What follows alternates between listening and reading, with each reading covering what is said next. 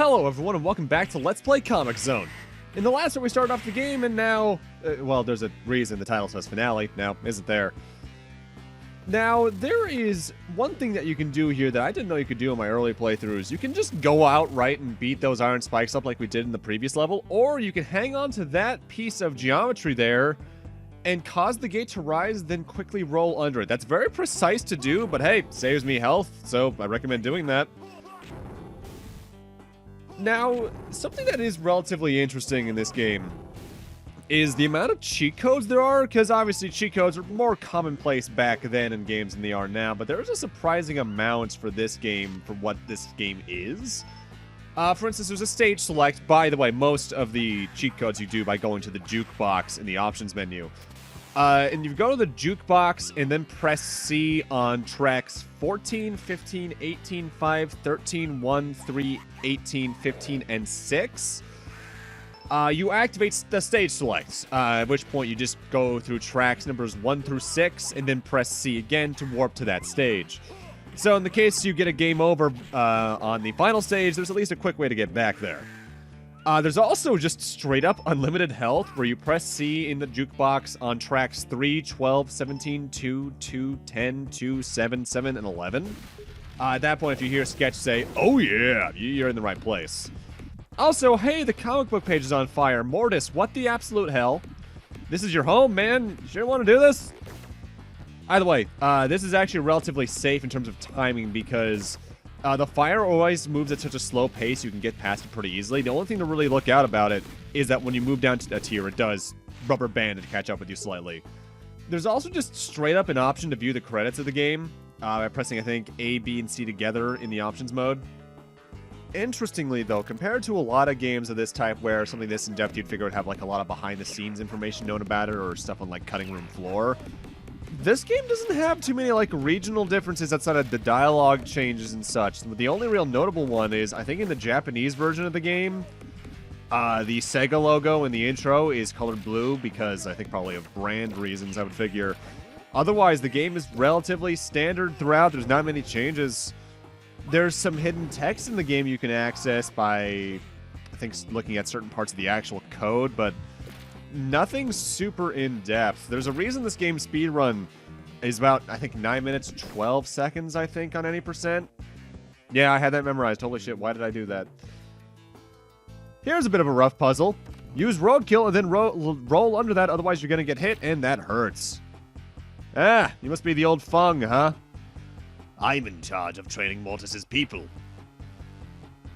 Nice fingernails, dude. Do you wish I use them, dude? Fire and water unite. Oh dear. Let me give you a lesson. Alright, Kung Fung's boss fight. He's constantly summoning energy balls that go to either extreme and will then cause water shockwaves to the opposite direction.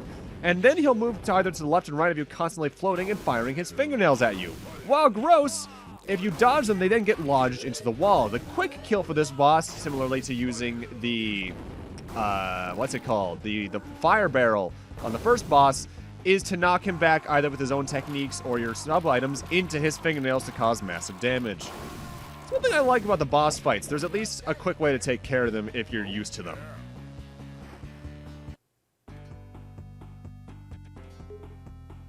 And with that, we're on to the third and final episode already.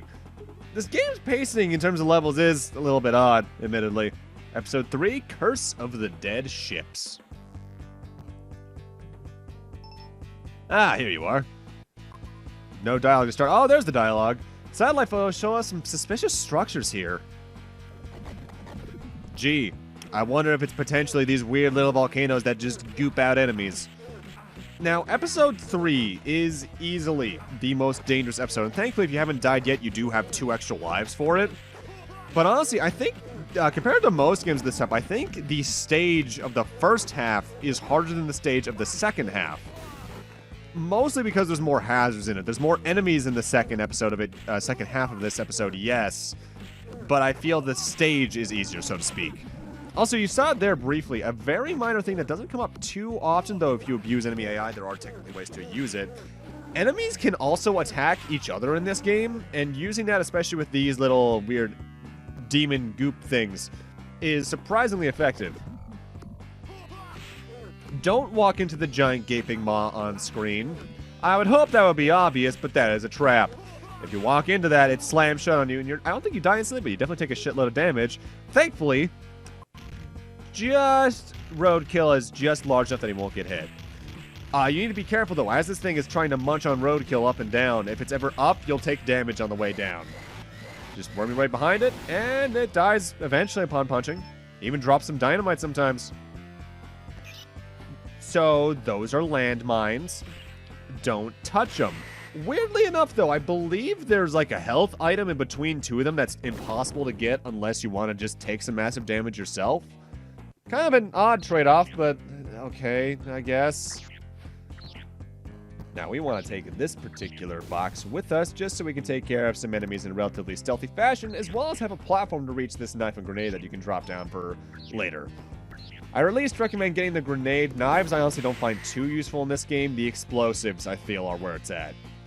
Now, we can go right, or you can use roadkill again for him to find a secret passage to a secret area for us. Admittedly, it's not the most useful, it's just a shortcut to a later part of the stage, but you do find two mystery items that can be more or less anything, as well as damage for you to take. And here we have the final enemy type we haven't fought yet. I forget their name, though, because the enemy names don't really matter. They're kind of annoying because they can fly, therefore the only way you can reliably hit them is if they get down to you or if you throw an item into them. Thankfully, grenades tend to one-shot them, so don't need to worry too hard about them. Also, I'm just now realizing you can see the second half of the episode behind us because we're going to be in those stranded ships. Huh. Not for nothing, that's impressive background detail. And in fact, again, as I mentioned last part, this might be one of the Genesis's best-looking games in terms of, like, art style versus execution. This game looks great and animates super well. So, get this, those spikes hurt, don't touch them. And be careful of the buried landmine. Here you go, roadkill. Get that for me, would you, please, honey? Don't try to jump on top of that yet, because you'll just take some straight-up damage. Make sure you throw out roadkill again to lower the second one. Also, very minor weird movement thing with roadkill. Whenever you pick him up or put him down, you face the opposite direction upon your animation finishing. That never really gets to be a problem, but it's definitely distracting. With that, though, we're on to the final stage. Be careful immediately. You might see these random items on the ground. They're surrounded by landmines, as you can see. I actually didn't notice those when I was first playing the game, so make sure you land between them, grab the question marks, and hope you get something good. Preferably, I would hope you would get a health item here, because this final stage can kick your ass, but oh well. I recommend taking the lower route over the right route to the right, as I feel it's generally the safer pathway. Also, slowly take out this for another health item. And hey, that's more health than I had before that, so I'll take it. We're picking up high levels of new K energy. Radiation, rather. You gotta get inside. And now we just have to fight a shitload of the little bug enemies we saw back in stage 1. With that said, these ones are never a threat, because if you just do a low kick right here, they spawn directly into your foot. Either you'll combo them to death at 5 hits, or they'll get knocked out of your range and fall right back into the hole they come out of, dying instantly. This is ridiculous. With that said, I always like finding little cheese strats like that. That's just tasty. Alright, so that there is a mine without fuses, which means it's by and large just a gigantic wrecking ball. There's a couple ways you can go about knocking this thing down. Some people like to attack the crane. I just like to uppercut until it falls, and I think you can have it fall on an enemy to kill instantly. But our goal here is to use this mine on the door like so, because the doors can be taken out by, like, yourself or items, but if you have a free weapon to use it, do it. And now, crane game. Thankfully, as long as you're relatively on center with that mine, it'll pick it up. If you're a little bit off, it won't, but you have infinite tries. Just don't accidentally crush yourself with it. Unless that's Mortise's weapons factory. We gotta blow this place. I do appreciate that Mortise's logo is just his hat, shades, and mustache. At least he realizes his iconography. With that said, this is probably one of my least favorite rooms in the game because we slowly have to take out each of these little nukes, which their explosion will hurt you if you're too close, and then you're immediately followed up by fighting 2 more Strigils. I feel one thing that really could have helped this game ever so slightly, despite its length, is maybe 1 or 2 more enemy varieties, even if it's just like recolors with slightly different strategies of the first 2 enemies. Like maybe, what's the first enemy's name? Grimness or something like that? Maybe like a purple one that does like fireball attacks more often and something like that. Oh no, I died. Is this the end of the story? Oh, come on, that was just too easy. I was hoping for a challenge. Let's play some more, eh? So that's what happens if you have a continue after beating a stage and you die. Otherwise, it's just a straight-up game over, Mortise wins. I do appreciate they actually have a different cutscene for that. You don't just go straight into it. It kind of reminds me of Banjo-Kazooie and Donkey Kong 64. When you first save and quit, you get the game over cutscene anyway, just so you can see it. You're flying in, you're going to be here shortly. Okay.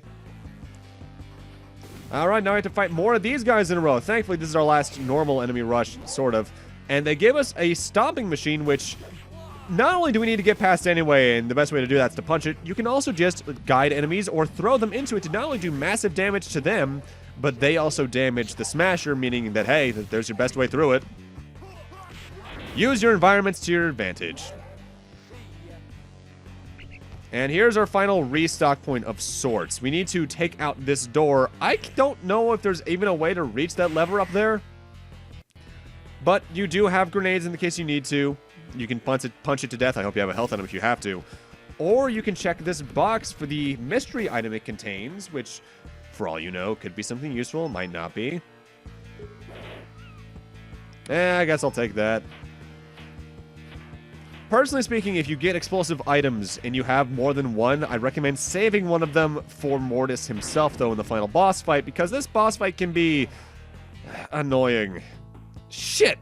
Like, what's my part in this? Made it just in time.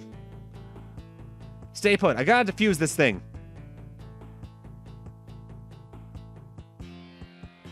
Not so quick, you brat. The game's not over yet. Come here, sweetheart. This nuke will blow your empire to shreds. And you're going with it. And you're going with it. Here, fill her up. What? What's the matter now, Sketch? Getting chicken? Let me see how good you really are. Alright, Mortise is kind of an annoying final boss because he loves to flip his shit literally all over the room, jumping up and down from between platforms, getting out of reach. He can also spawn enemies out of himself like that. The quick kill for this is to use the nuke's rocket generator here on the bottom left of the screen to do mass damage to him. A few times that and he's dead, no problem. If he decides to jump down here, that is. And that could be kind of a problem, because you might notice the room Alyssa is in is slowly filling with fuel. If that gets too high, she drowns, and you get the bad ending. If you take out Mortise quickly, you get the good ending. The problem here is his random behavior with jumping between floors. Chicken this, freak. Quick, hit the switch! Before we take a look at the good ending, though, where we have to hit the switch to the left of Alyssa there, let's take a look at the bad ending just so we can see the differences, because I do admire how downer it is. You just let her drown like that, and then you take out Mortise from there. The boss fight is otherwise unchanged. He doesn't even, like, get a slower health bar drain or anything when she dies. It's just, hey, kill him.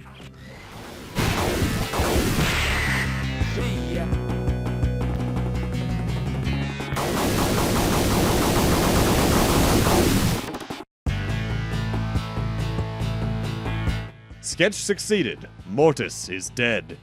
But so is Alyssa. His comic book destroyed. This is hardly an outcome worth celebrating. Will Sketch unleash the evil once again to relive his adventure? In the hope of a better ending? Happy sketching! And from there, the credits just roll. But there is one minor difference otherwise. If you get the bad ending, your hero meter only reaches 90%. If you get the good ending like we did on the main playthrough, you get 100%, as we'll see in a few moments. With that said, let's head back to the main footage, where we still have to rescue Alyssa from drowning in the fuel. That is the wrong switch past Kyle.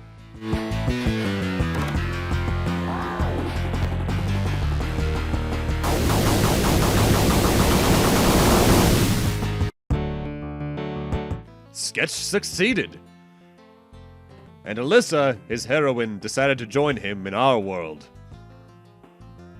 For Sketch, Alyssa, and Roadkill, it was a new beginning.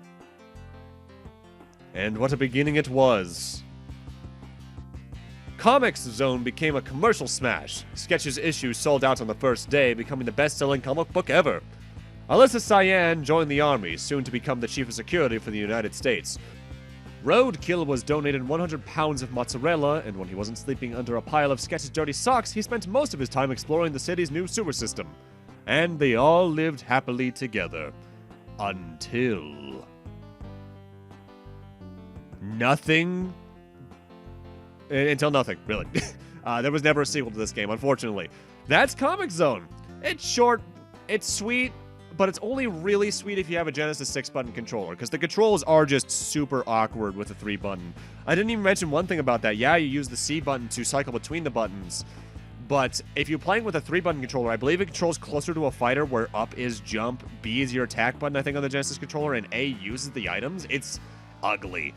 Use a 6-button controller button if you must, and even then you have to get past some of this game's other flaws.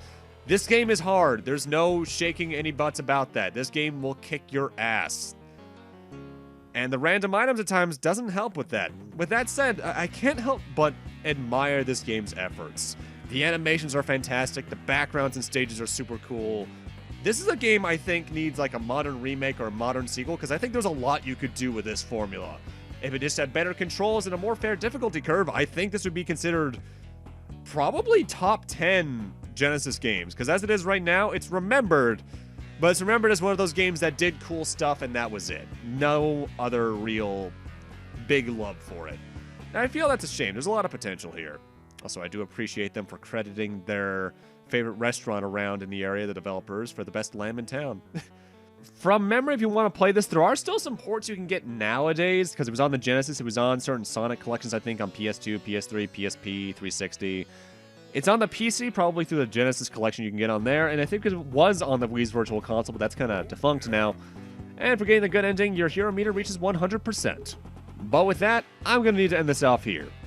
Thank you guys for watching, have a great night, take care, and I'll see you guys next Let's Play, whatever that may be. See you guys then.